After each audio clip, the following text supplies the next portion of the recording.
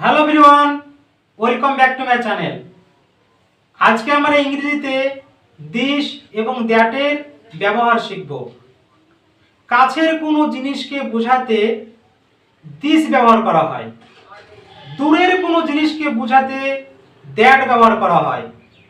কয়েকটি এক্সাম্পলের মধ্য দিয়ে আমরা বিষয়টি ক্লিয়ার করব। বলো তো নাইস, এটা হয় আমার মাথা, ইংরেজিতে কি হবে?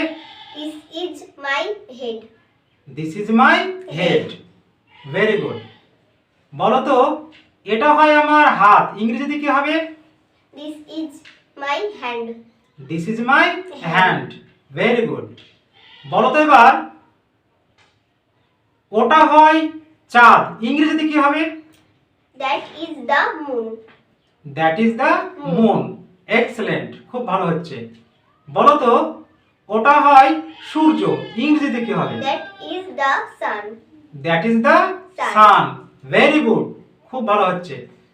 এবার বলো ওটা হয় একটি ফুল, ইংরেজিতে কি হবে? That is a flower. That is a flower. Excellent, খুব ভালো হচ্ছে।